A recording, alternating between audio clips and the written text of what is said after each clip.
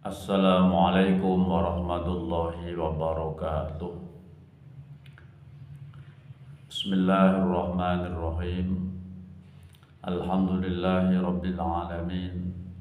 Wassalatu wassalamu ala asyrafil anbiya'i wal mursalin Sayyidina wa maulana Muhammadin wa ala alihi wa sahbihi ajma'in, amma ba'd. Ilahi anta maksudi wa ridhaka matlubi.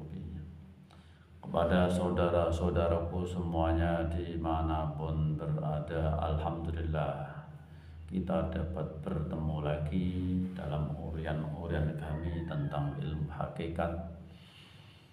Kini kami akan menjelaskan tentang kiblat rohani. Jadi dalam ayat dijelaskan walikulli wijhatun huwa muwalliha fastabiqul khairat. Tiap-tiap umat itu mempunyai kiblat yang selalu dihadapi, maka berlomba-lombalah kamu sekalian untuk menjalani kebaikan dengan beribadah. Jadi berlomba-lomba dalam kebaikan dengan beribadah. Tentu ibadah itu harus tahu kiblat, karena kiblat jasmani itu juga punya kiblat sendiri, rohani pun juga punya kiblat sendiri. Maka dari itu jasmanimu dan rohanimu carikan kiblat. Dalam ayat lain, ya ayyuhalladzina amanu dkhulu fis-silmi kafah, wahai orang-orang yang beriman, masuklah kamu ke Islam ini, agama kepatuhan, agama ketundukan secara kafah, secara jasmani dan secara rohani. Secara jasmani juga Islam, secara rohani juga Islam. Artinya secara rohani juga iman.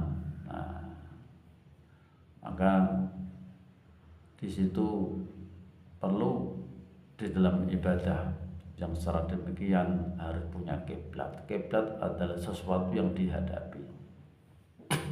Umat Islam kiblatnya adalah Ka'bah Baitullah yang ada di Masjidil Haram Mekah.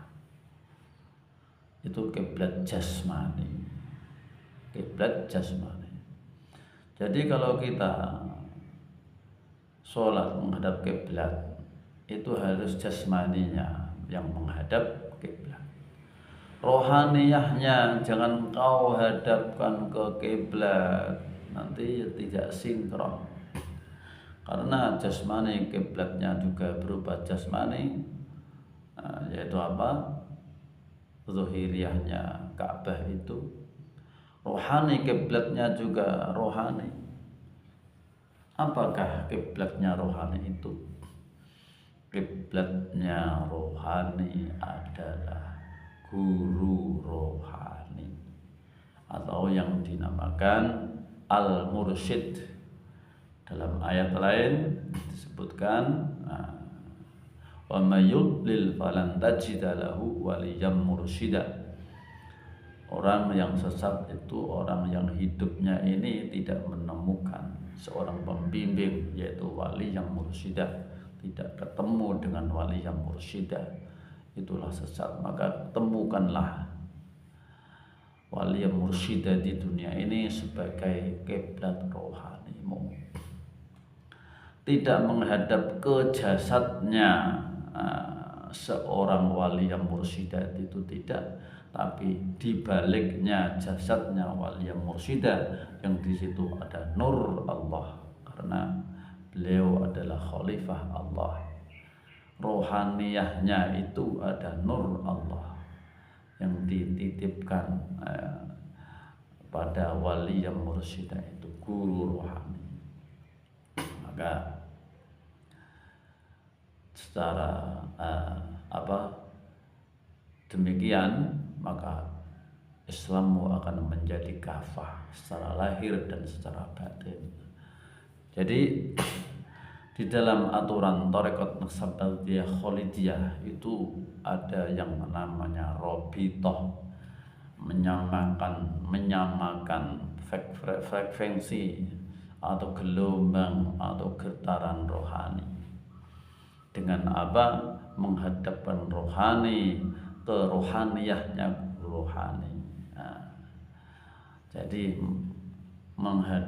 menyamakan rasa yang namanya itu ada robitoh.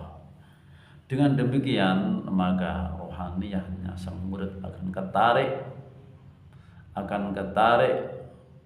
oleh rohaniyahnya guru itu, maka akan rohaniyahnya murid akan dikenalkan, akan disampaikan ke Allah Subhanahu wa taala.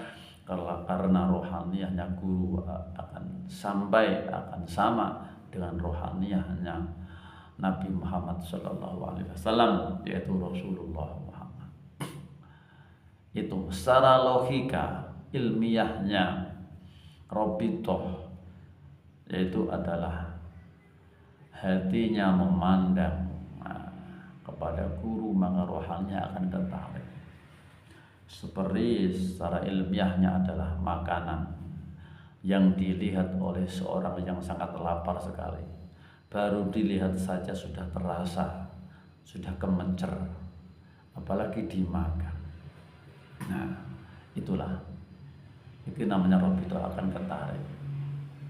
Getaran rohani yang sama frekuensinya, maka rohaniyahnya murid itu akan tertarik ke rohaniyahnya guru.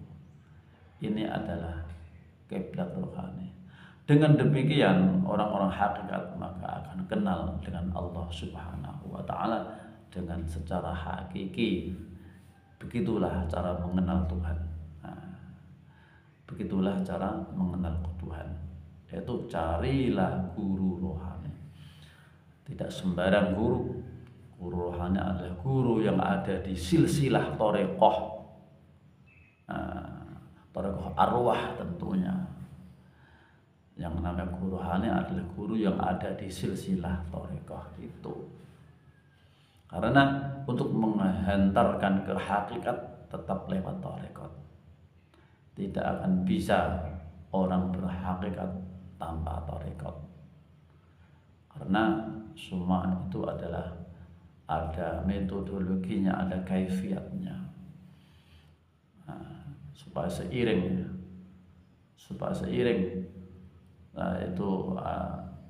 itu bisa yang namanya sepadan antara syariat dan hakikat supaya bisa sinkron, sama-sama berjalan, sama-sama seiring. Kalau sudah bersama-sama berjalan antara syariat dan hakikat, itulah kiblat jasmani juga berjalan, kiblat rohani juga berjalan.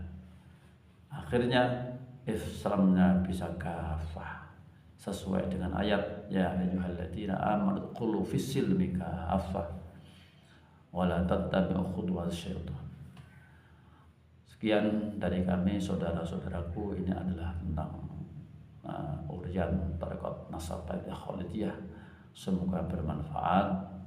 Kami mohon maaf. Wassalamualaikum warahmatullahi wabarakatuh.